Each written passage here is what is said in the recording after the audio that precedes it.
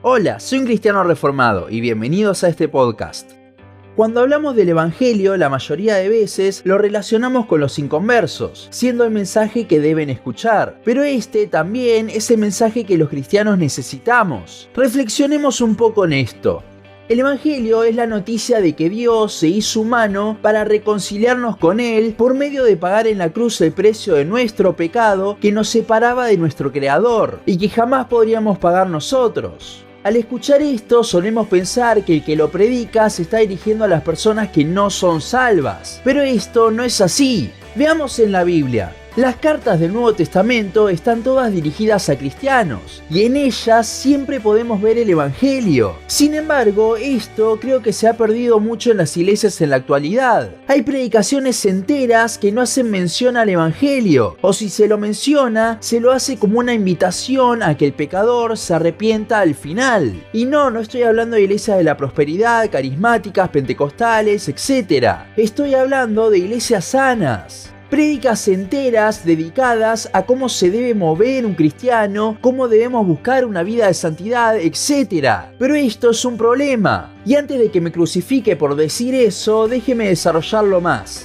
El problema no está en que la prédica sea de ese tema. El problema está en la ausencia del Evangelio en la misma. Y ante esto muchos dirán, bueno, está implícito. Pero el momento cuando decimos que no hace falta mencionar el Evangelio para algo, es el momento en el que nos dejamos de maravillar del mismo. Además, ¿cómo vas a moverte como un cristiano debería sin el Evangelio como motor de tu vida? En las cartas de Pablo, que son las que más cosas prácticas tienen, vemos siempre al principio que el apóstol da una base teológica al Evangelio, para apoyarse en eso para luego seguir a la parte práctica. Como ya hemos visto en distintos capítulos del podcast, el Evangelio es el motor para la vida del creyente. Sin él, nuestra vida cristiana pasa a ser simplemente una vida moral. El hecho de lo gran pecadores que somos, pero aún así Dios, en su gracia, decidió rescatarnos, es lo que nos debe mover a vivir una vida que le agrade. Es lo que realmente impacta y causa un cambio en nosotros.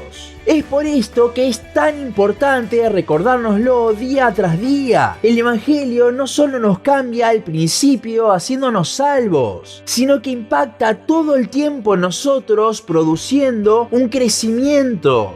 El apóstol Pablo en Gálatas 1:8 dice: «Mas si aún nosotros o un ángel del cielo os anunciare otro evangelio diferente del que os hemos anunciado, sea anatema». Y a veces parece como si el mensaje para el inconverso es uno, pero luego que somos salvos ya es otro mensaje, o necesitamos algo más. Pero no hay otro mensaje. Este sigue siendo el mismo que para la persona que no conoce a Cristo. La única diferencia es que ahora podemos seguir profundizando en el mismo y podemos aplicarlo a toda nuestra vida.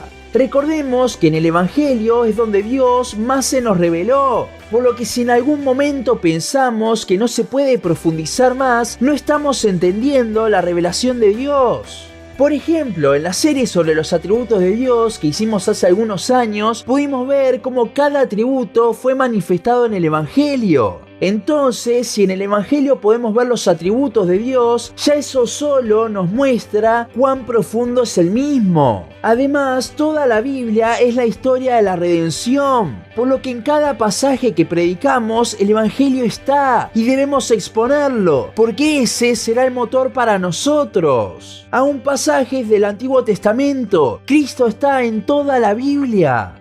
No es que hay un mensaje distinto una vez que nos convertimos. El mensaje es el mismo. Día tras día necesitamos recordar lo pecadores que somos y la gran gracia que Dios nos mostró en la cruz. Es solamente así que podremos recordar lo débiles que somos y lo poderoso que es Dios, lo inútiles que somos y lo mucho que dependemos de nuestro Salvador. El Evangelio no es solo para el inconverso, el Evangelio es para el cristiano. Recuerdo el tiempo cuando recién salía de la iglesia del Evangelio de la Prosperidad en la que estaba y en mi nueva iglesia predicaban el Evangelio una y otra vez. Por un momento se me cruzó el pensamiento, bueno, esto ya lo sé, a ver si predican otra cosa. Pero luego entendí lo necesario que era escuchar y recordarme todo el tiempo el Evangelio. Y ahora solo puedo pedir más del mismo mensaje del cual necesito maravillarme una y otra vez.